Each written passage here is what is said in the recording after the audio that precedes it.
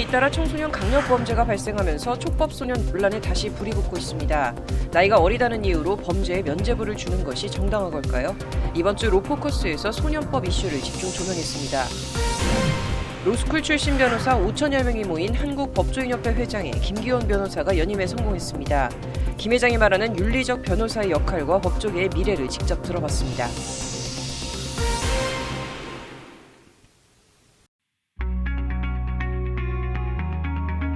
시청자 여러분 안녕하십니까? 로포커스 시작하겠습니다. 최근 소년범으로 인한 범죄가 사회적 이슈가 되고 있습니다.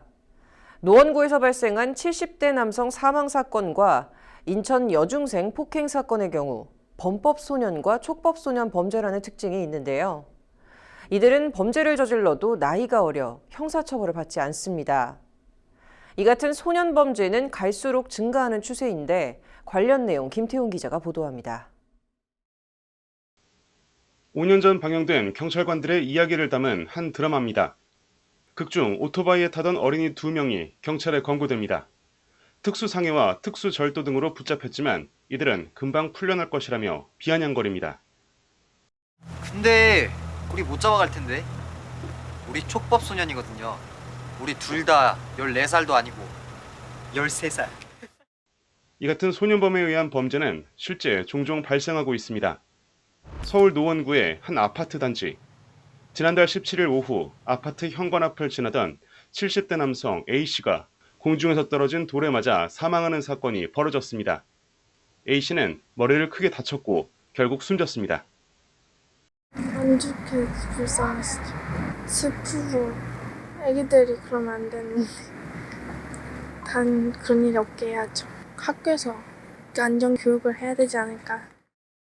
경찰 조사 결과 같은 아파트 단지에 사는 초등학교 저학년 어린이가 아파트 10층 이상 복도에서 돌을 떨어뜨린 것으로 알려졌습니다. 돌을 떨어뜨린 어린이는 만 10세 미만인 범법 소년으로 형사처벌을 받지 않습니다. 일단 집에서 애들 관리를 잘 해야 되겠죠. 부모님이 가신분이 좀 안타깝지만. 이와 유사한 사례도 있습니다. 최근 인천경찰청 여성청소년 범죄수사대는 여중생 1명을 폭행하고 속옷만 입힌 채 촬영한 혐의로 10대 청소년 6명을 송치했습니다.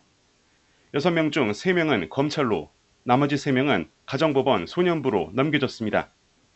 소년부로 송치된 3명은 만 14세 미만인 촉법 소년으로 형사처벌 대신 보호처분이 적용됩니다.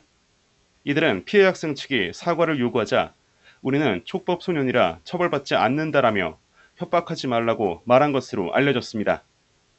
이처럼 일정 연령에 도달하지 못한 소년범의 경우 현행법상 형사처벌이 불가능합니다. 만 10세 미만 소년범인 범법소년은 법적 처벌이 일체 불가하며 만 10세 이상 14세 미만 소년범인 촉법소년은 보호처분은 가능하지만 형사처벌은 할 수 없습니다. 촉법소년이 살인 등 흉악범죄를 저지르더라도 최장 2년의 소년원 송치로 종결됩니다. 시민들은 이 같은 소년범이 저지른 범죄가 되풀이되지 않도록 법적 또 제도적 개선이 필요하다고 입을 모았습니다. 아니, 어리다고 그렇게 봐줄 게 아니라 처벌이 가능할 수 있도록 했으면 좋겠어요. 장난을 했다고 TV에서 보긴 했는데 그건 장난이 아닌 것 같은데 그런 장난을 하면 안 된다는 거를 일단 교육이 필요하겠죠. 한편 이 같은 소년범이 저지른 범행은 갈수록 증가하고 있습니다. 지난해 10월 한동훈 법무부 장관이 발표한 소년범죄 종합대책 브리핑에 따르면 촉법 소년 범죄는 2017년 7,897건에서 지난해에는 16,000여 건을 넘어섰습니다. 소년 범죄 중 살인과 성폭력 등 강력 범죄도 증가 추세입니다. 특히 촉법 소년에 의한 살인, 성폭력 범죄 등 강력 범죄가 매년 지속적으로 발생하고 있습니다. 소년 범죄는 분명히 흉포화되고 있습니다. 소년 범죄 중 강력 범죄의 비율이 2005년에 2.3%에서 2020년에 4.9%로 2배 가까이 증가했고요. 소년 강력 범죄 중에서 성범죄의 비율 및 건수도 급증했습니다. 심지어 소년 마약 사범도 2017년에 68명에서 2021년에 271명으로 약 140% 증가했습니다. 발생 사례가 증가하고 흉악성도 더해지고 있는 소년 범죄. 범죄 발생을 근절하고 범행 피해를 예방하기 위해 다각적인 개선책이 필요한 상황입니다. 법률방송 김태용입니다. 국가마다 형사처벌 가능 연령은 7살부터 18살로 다양합니다. 저마다의 사회적 배경과 법률, 교육 체계가 반영됐을 테지만 형사처벌이 가능한 소년범 연령을 낮춘 사례를 보면 극단적인 사건이 계기가 된 경우가 많습니다. 전문가들은 형법은 일반적인 사회 현상에 따라 만들어지기 때문에 일부 극단적 사건을 보고 법을 개정하는 데엔 신중할 필요가 있다고 말하는데요.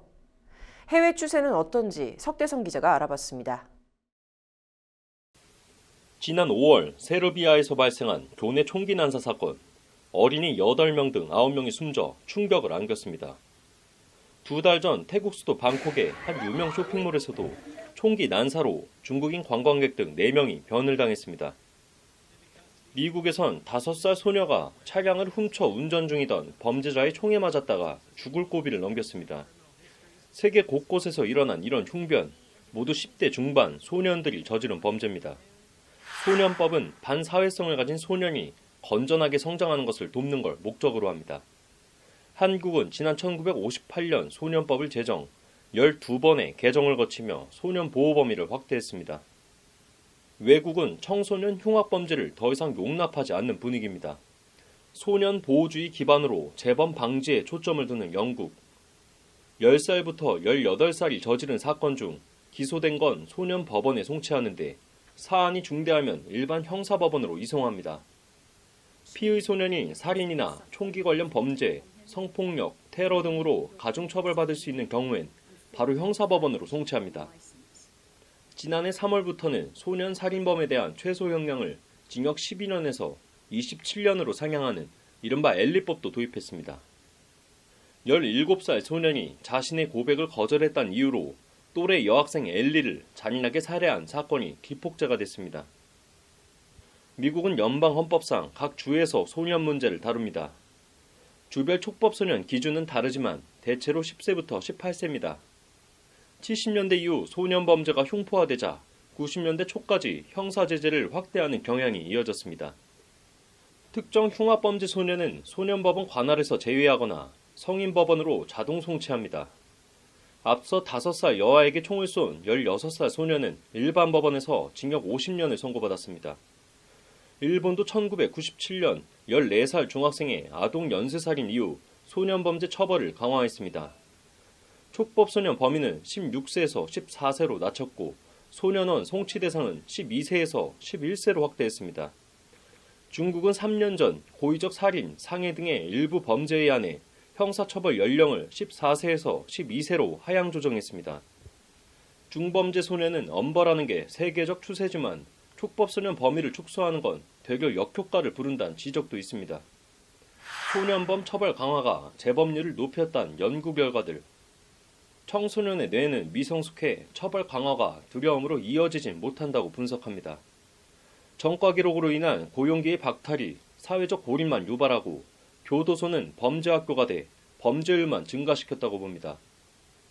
특히 소년범 교육에 초점을 맞춘 구금 대체 프로그램에 참가한 이들의 재범률을 보면 평균 15%, 미국 전체 소년범 재범률보다 크게 낮았고 1인당 교육 비용도 수감 비용의 절반에 불과합니다.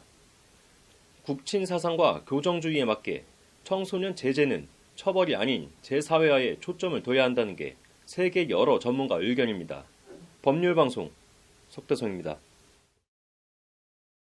네, 촉법소년 이슈 이어서 더 얘기해 보도록 하겠습니다. 김영미 법무법인 승인 변호사 모셨습니다. 변호사님 어서 오십시오. 안녕하세요.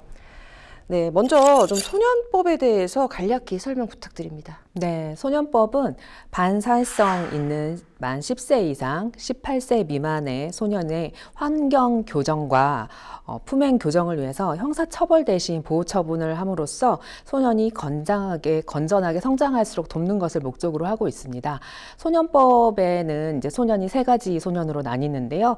기본적으로 형사처벌이 되는 나이임에도 불구하고 형사처벌 대신 보호 처분을 할 수 있도록 하는 범죄 소년이 있고요. 촉법소년은 만 10세부터 14세 미만의 소년인데 형사 미성년자이기 때문에 원칙적으로는 형사처벌이 안 되는 대신에 보호처분을 할 수 있도록 규정한 소년이 있고, 우범소년은 범죄를 범하지는 않았지만 범죄 범할 위험성이 있는 소년을 처분하도록 하는 게 이제 소년법의 기본적인 핵심입니다. 네. 이게 촉법소년 나이를 낮추자라는 얘기가 계속적으로 지금 나오고 있는데요. 이런 논란이 나오는 원인 뭘까요? 이제 촉법소년이 아까 말씀드렸듯이 나이가 만 10세부터 14세 미만이잖아요. 근데 지금 소년들의 이제 범죄를 범한 연령이 점점 연령이 낮아지고 있고, 또 범죄의 종류도 뭐 살인의 경우도 있고 강도, 강간 등 되게 흉악한 범죄를 저지르는 경우도 많잖아요. 근데 네. 촉법소년의 경우에는 형사 미성년자이기 때문에 형사 처벌을 할 수가 없어요. 네. 그러니 촉법소년의 나이를 지금 현재 14세 미만을 한 살 낮춰서 10세 이상 13세 미만으로 한 살 낮추자는 겁니다. 그렇게 나이를 낮추면 이 학생들이 내가 범죄를 저지르면 안 되겠구나 라고 경각심을 갖지 않겠느냐 해서 연령 하한 논의가 계속 지속적으로 이루어지고 있는 지금 상황입니다. 네, 이 촉법 소년에 대한 연령 하향이 범죄 억제 효과가 있기 때문에 소년법을 개정해야 된다라는 의견도 있지만, 사실 반대로 이를 좀 안 좋게 본다라기보다는 좀 부정적으로 보는 여론도 있습니다. 이건 어떤 이유에서일까요? 네, 연령 하한이 된다라고 했을 때 지금 현재는 촉법소년의 경우에 가정법원에 와서 보호처분을 받게 되는데, 연령 하한이 되게 되면 비교적 가벼운 범죄의 경우에도 다 사법 절차로 갈 가능성이 높아지고, 사법 절차를 통해서 이제 범죄자로 낙인 찍히게 되고, 그다음에 그런 재판의 장기화로 인해서 이 아이들이 교화될 가능성을 상실하게 되는 거죠. 그리고 재판을 통해서 처벌하는 거는 이 아이들에게 교화할 기회를 차단하는 것이고, 오히려 이 학생들이 결국에는 나는 범죄자이기 때문에 나는 뭐 어쩔 수 없어, 나는 내 인생이 끝이야 라고 하면서 또다시 재범할 가능성이 높아진다는 그런 우려들도 있는 것 같습니다. 네. 그래서 지금 이 촉법소년 논란 관련해서 두 가지 측면의 의견을 살펴봤는데, 좀 예민한 질문일 수는 있겠지만요. 해당 논란에 대해서 변호사님은 좀 어떤 의견이신지 궁금합니다. 양쪽 의견 다 설득력이 있습니다. 네. 사실 정말 이런 잔인한 범죄를 범했는데도 불구하고 형사처벌을 못한다고 했을 때 피해자가 느끼는 상실감, 박탈감, 분노 이런 것도 충분히 공감이 갑니다. 그렇지만 이 소년에게 무조건 형사처벌을 한다라고 해서 과연 범죄 억제 효과가 있을 것인가, 그것에 대해서는 사실은 장담하기 좀 어려울 것 같습니다. 왜냐하면 한 살 낮춘다고 해서 범죄 억제 효과가 있느냐, 아니면 그러면 12세의 경우에는 그렇게 또 질문이 이루어질 수 있잖아요. 그러니까 나이는 되게 형식적인 것 같고요. 실질적으로는 이 아이들이 범죄를 하지 않도록 하는 환경 조성이 먼저 필요하다고 봐요. 네. 저도 어린 자녀를 키우고 있지만 농담처럼 어떻게 이야기를 하냐면, 엄마 나는 범죄를 저질러도 촉법소년이잖아, 이렇게 이야기를 하는 거예요. 도대체 무슨 뜻인지 알고 이런 이야기를 하느냐라고 하면 그냥 친구들이 다 그렇게 이야기하니까 촉법소년이라고 이야기를 한다는 거예요. 그러니까 이 아이들이 촉법소년의 연령을 한 살 낮춘다고 해서 범죄를 저지를 애가 안 저지른다라고 보기는 어렵다는 측면이죠. 그래서 지금은 이런 범죄가 저질러진 이후에 처벌하는 것에 초점을 맞추는 게 아니라, 이 아이들이 휴대폰을 통해서 계속 여러 범죄들을 접하고, 그다음에 뭐 마약이라든지 도박이라든지 이렇게 너무 빠른 시일 내에 이런 범죄의 유혹을 당하는 이런 것들을 차단하는 이 예방이 먼저지 않은가 싶습니다. 네. 좀 사후 조치 처벌 강화보다는 사전 예방이 중요하다라는 네. 말씀 강조를 해주셨고요. 좀 마지막으로 하고 싶은 말씀이 있으시다면요. 네, 제가 소년사건 국선보조인을 한 8년째 하고 있거든요. 네.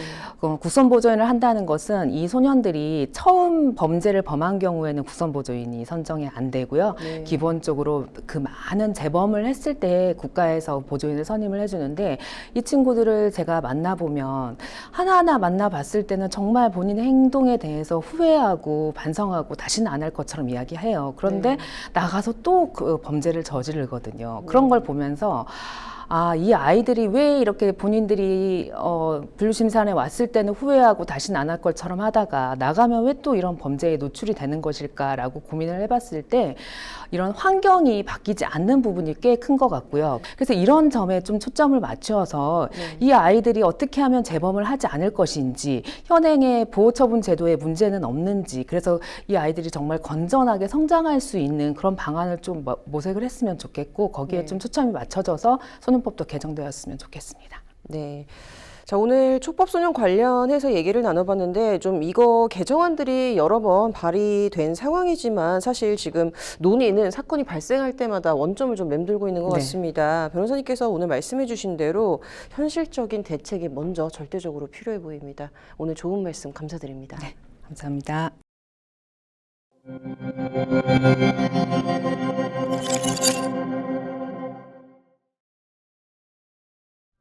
네, 돈에 욕심 많은 형제가 내 목 유류분까지 모두 가져갔습니다. 이 돌아가신 부모님을 생각해서라도 이 재산 때문에 다투기 싫지만 내 가정 생계를 위해 어쩔 수 없이 싸워야 하는 상황.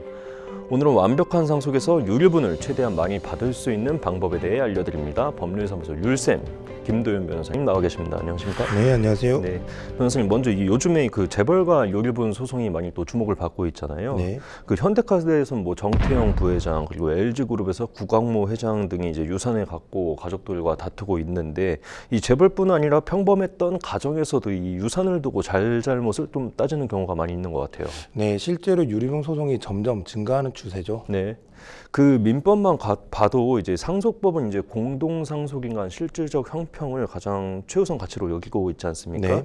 그 대법원에서도 이제 실질적 형평을 고려해서 판결을 내고 있는데 그 결국 내가 이제 제대로 입증하지 못하면 이제 최소한의 유류분도 받지 못하는 상황인 거죠. 네, 맞습니다. 그래서 유류분을 실제로 청구하시게 된다면 그 청구하시는 입장에서는 유류분을 최대한 많이 받는 게 중요하겠죠. 네. 그런 점에서 세 가지를 기억하시는 게 좋습니다. 예, 그게 세 가지가 있다고 말씀을 해주셨는데 이 유류분을 많이 받을 수 있는 법 굉장히 좀 중요한 것 같습니다. 어떤 점을 좀 알고 있어야 될까요? 네, 첫 번째로 유류분을 많이 받기 위해선 당연히 피상속인이 생전에 한 증여나 유증을 많이 찾아야 합니다. 네. 보통 유증은 유언장이 갖는 형식성이 있기 때문에 사실 그 재산이 드러나서 큰 문제가 되지가 않습니다. 네. 결국 문제가 되는 것은 생전 증여, 특히 다른 상속인이 몰래 받아간 재산인데요. 네, 그 몰래 받아간 재산 같은 경우는 이제 뭐 그냥 모르고 지나가는 경우가 많이 있을 것 같아요. 네, 그렇죠. 그래서 피상속인이 사망하시면 사망 신고와 함께 안심 상속 원스톱 서비스를 신청해서 상속 재산을 확인해야 합니다. 안심 상속 원스톱 서비스. 네. 다만 이 안심 상속 원스톱 서비스는 피상속인 사망 당시를 기준으로 결과가 나오기 때문에 네. 그 전에 증여한 재산은 확인이 어려울 수 있습니다. 네. 그래서 이런 경우에는 부동산의 경우에는 피상속인의 지방세 납세 내역을 확인해서 과거 부동산 보유 내역을 확인해야 하고요. 네. 그리고 소송에서는 법원 행정처를 통해서 피상속인이 현재 보유하고 있는 재산뿐만 아니라 과거에 보유했던 부동산도 확인을 해야만 합니다. 네. 그리고 금전의 경우에는 피상속인이 생전에 이용한 금융기관을 방문해서요. 그 계좌가 개설됐을 때부터 폐쇄될 때까지의 전체 거래 내역을 받으셔서 이를 확인할 필요가 있습니다. 아, 예. 뭐 물론 필요하다면 소송 중에 법원을 통해서 상대방 즉 다른 상속인의 뭐 그 재산에 대해서 조회를 해서 확인도 필요하고요. 네, 그 두 번째로 또 유류분을 많이 받을 수 있는 방법 궁금합니다. 네, 유류분 반환 채권을 양도받는 방법인데요. 네. 이 상담을 하다 보면 유류분을 받아야 되는 공동상속인 중에서 굳이 소송을 하지 않겠냐고 하시는 분들이 있습니다. 네. 뭐 가족 간에 이렇게까지 해야 되냐, 이게 가장 큰 이유가 될 텐데요. 네. 이 유류분 반환 청구는 상속재산 분할과 달리 모든 공동상속인이 참여를 해야 되는 것이 아닙니다. 아, 네. 그러다 보니까 각 유류분 권리자가 제기하는 소송이다 보니 공동상속인 중에 혹시라도 유류분을 청구하지 않겠다, 그 부분이 있다면 그 부분은 유류분이 사라지게 되는 거죠. 아, 지금 방금 굉장히 또 중요한 말씀을 해주신 것 같은데 이제 유류분이 사라지면 그만큼 이제 증여나 유증을 받은 상속인이 더 많은 재산을 가져가기 때문인 거죠. 네, 그래서 이런 경우에는 유류분 반환 청구를 하지 않는 상속인에게 유류분을 양도받아서 이를 청구하는 것이 중요한데요. 네. 유류분도 채권의 일종이므로 채권 양도의 방법으로 양도가 가능합니다. 이 채권 양도 계약서를 작성하시고 그에 따라서 채권 양도 통지를 하시면 되는데요. 네. 다만 여기서 중요하고 또 주의하셔야 할 점은 이 수탁자에게 단순히 소송 얘기를 하기 위한 목적으로 채권을 양도한다면 이는 소송 신탁이기 때문에 무효가 됩니다. 네, 이 점은 주의하셔서 양도를 하셔야 하고요. 네, 그 소송 행위를 하는 걸 목적으로 하면 이제 무효가 된다는 것을 좀 알아두셔야 될 것 같습니다. 유류분을 최대한 많이 받을 수 있는 방법, 또 세 번째는 뭐가 있을까요? 네, 이 증여 때는 유증된 재산이 부동산인 경우에 이를 반환하는 방식을 선택하셔야 되는데요. 네. 유류분 반환 청구는 원칙적으로 원물 반환, 즉 부동산의 경우에 그 지분만큼을 반환받게 됩니다. 네. 그런데 이 지분을 반환받게 되면은 사실 어려운 점이 생기게 되는데요. 이미 유류분 반환 청구 소송을 하게 될 정도면 상속인들 간 이 관계가 좋지가 않잖아요. 네. 그런데 지분을 반환받게 되면은 결국 이 공유 지분으로 남게 되고 이후에 또 공유물 분할의 문제가 생기게 됩니다. 네, 그 이미 연을 끊을 작정으로 이제 이미 소송을 들어간 것이라고 좀 보이는데 갈 때까지 간 사이니까 함께 부동산을 또 공유하는 건 또 불편하잖아요. 네, 그래서 당사자가 합의를 하거나 이미 부동산을 처분했거나 혹 근저당을 설정했다면 이 원물 반환이 아니라 가액으로 그 반환을 받을 수가 있는데요. 네. 이 경우에 가액의 반환의 그 기준이 되는 시점이 사실심 변론 종결시입니다. 아, 예. 그러니까 이 부동산이 장래 가치가 상승할지 혹은 하락할지 또는 이 부동산을 보유하는 것이 장래에 좋을지 등 그런 사정들을 전체적으로 살펴서 네. 이 부동산의 경우 지분으로 받을지 현금으로 받을지를 결정하는 게 조금이라도 더 유리분을 받을 수 있는 방법이 되겠죠. 네, 유류분을 많이 받는 것도 중요하지만 또 이제 받은 후에도 중요하다고 좀 말씀을 드리고 싶습니다. 내 돈이 아니라 이제 내 부모가 나와 내 형제를 위해 남긴 유산인 만큼 의미 있게 쓰여야겠습니다. 그렇지만 이 유류분은 나의 정당한 권리인 만큼 궁금하신 내용은 완벽한 상속에 문의 주시거나 변호사님과 상담해 보시면 좋을 것 같습니다. 좋은 정보 알려주신 법률사무소 율쌤 김도윤 변호사님 감사합니다.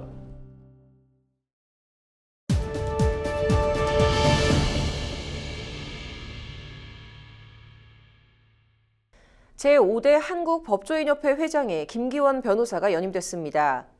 김기원 회장은 앞으로의 법조계 주요 키워드로 법률 AI와 디스커버리 제도를 꼽았는데요.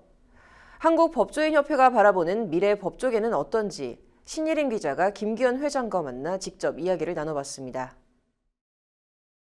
약 5천 명의 법학전문대학원 출신 변호사로 구성된 한국법조인협회. 제5대 한국법조인협회 회장에 김기원 변호사가 연임됐습니다. 신임 회장 선거에 단독 후보로 출마한 김 변호사는 투표 참여 회원 654명 중 648명의 찬성을 얻어 손쉽게 연임에 성공했습니다. 지난 임기 2년 동안 주변에서 많이 도와주시고 많은 분들이 지지해 주시고 도와주셔서 임기 잘 마칠 수 있었고 앞으로도 이제 2년간 열심히 사심 없이 해보려고 합니다. 김 회장은 앞으로의 법조계 주요 이슈로 법률 AI와 디스커버리 제도를 꼽았습니다. 먼저 김 회장은 계속해서 발전하는 법률 AI가 변호사의 법률 전문성을 일부 대체할 수도 있다고 봤습니다. 다만 사무적인 업무 외에 증거의 정확성을 분석하거나 주장의 윤리성을 따지는 일은 변호사를 대신할 수 없다고 강조했습니다. 즉 기술에 대한 혁신은 찬성하되 법률 AI가 효과적으로 적용될 수 있도록 법조계와 충분한 논의를 진행해야 한다는 것입니다. 기술이나 인공지능에 대한 혁신은 기업들이 얼마든지 하고 그거를 변호사들한테 팔거나 빌려주거나 제공해서 이익을 얻고 혁신을 이어나가시라는 거죠. 변호사들과 기업들과 정부가 협력해서 법률 인공지능이 효과적으로 발전할 수 있도록 합리적인 논의가 이루어져야 될 거예요. 김 회장은 꾸준히 도입 논의가 이뤄지고 있는 디스커버리 제도에 대해서도 이야기했습니다. 이른바 증거 게시 제도로 재판 전에 당사자 간 증거 자료나 관련 정보를 모두 공개하는 절차를 말합니다. 김 회장은 법원의 개입 없이도 변호사가 증거를 수집할 수 있고 이를 상대방과 모두 공유해야 하기 때문에 재판의 공정성과 효율성이 올라갈 것이라고 주장했습니다. 또한 이 제도가 업무 과중에 시달리는 판사와 법원의 부담을 일정 부분 덜어줄 수도 있을 것이라고 설명했습니다. 민사소송을 통해서도 증거를 충분히 얻을 수가 있고 판사는 증거를 제대로 내지 않는 상대방을 바로 패소시킬 수도 있는 그런 강력한 권한을 가집니다. 증인신문도 반드시 판사 앞에서 하는 것이 아니라 당사자와 변호사들이 모여서 증인신문을 합니다. 판사의 업무 부담이 줄어들고 대신에 그 모든 일들을 변호사가 다 하는 걸 인정해 줍니다. 김 회장은 법률 AI와 디스커버리 제도 도입에 따라 가장 중요한 것은 변호사의 윤리성이라고 강조했습니다. 변호사의 업무가 중요해지는 만큼 변호사들에게 적극적 진실 의무를 부여해 책임감과 정직성을 가지도록 하고 변호사들에 대해 떨어진 신뢰도 회복해야 한다는 것입니다. 더 정직해야 되고 윤리적이어야 돼요. 변호사의 적극적 진실 의무를 부과하고 대신 필수적 변호사주의, 이것도 같이 해야 된다는 것이죠. 일반적인 사건에서 변호사들이 더 많이 선임이 되긴 하겠지만 변호사들이 불공정에 협조하는 대가로 큰 돈을 버는 건 줄어들겠죠. 김기현 회장은 앞으로 2년간 한국법조인협회를 이끌어가게 됩니다. 법률방송 신혜림입니다. 이번 주 로포커스 여기까지입니다. 시청해주셔서 고맙습니다.